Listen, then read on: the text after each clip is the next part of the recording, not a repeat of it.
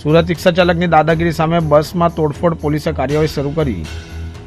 સુરતના ઉધના બીઆરસી મંદિર નજીક રિક્ષા ચાલકની દાદાગીરીનો કિસ્સો સામે આવ્યો। આ અંતરે રિક્ષા ચાલકે ઇલેક્ટ્રિક બસના ચાલક સાથે ગેરવર્તન કર્યું અને બસમાં તોડફોડ કરી। ઘટના દરમિયાન લોકો ભયભીત થઈ ગયા હતા। પોલીસને જાણ થતાં તાત્કાલિક કાર્યવાહી હાથ ધરવામાં આવી હતી।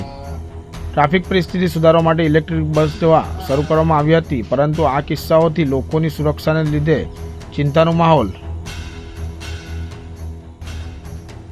રાઠોડ ઓજસ મારું નામ છે। બીઆરટીએસ ઇલેક્ટ્રિક બસમાં હું ડ્રાઈવર છું। બરાબર, સચિનથી જ્યારે હું કામરેજ તરફ જતો હતો ત્યારે દક્ષેશ્વર મંદિરથી બીઆરટીએસમાં રિક્ષાવાળો ઘૂસેલો હતો। બરાબર છે, તો એ 2-3 કટ ગયા પછી પણ એ બહાર નીકળ્યો નહોતો, એટલે મેં કન્ટિન્યુ હોર્ન મારવાનું ચાલુ કર્યું હતું। એ રિક્ષાવાળો એકદમ સ્લો હતો, 20ની સ્પીડ ઉપર એની રિક્ષા હતી। બરાબર, 2-3 કટ ગયા પછી ભાઈ એ બહાર ન નીકળ્યો એટલે મેં હોર્ન મારવાનું ચાલુ કર્યું। તો આગળ જઈ રિક્ષા ક્રોસ કરી અને મારી ઉપર હુમલો કરવાનો પ્રયાસ કર્યો। 7થી 8 જણા હતા એ રિક્ષાવાળા લોકો।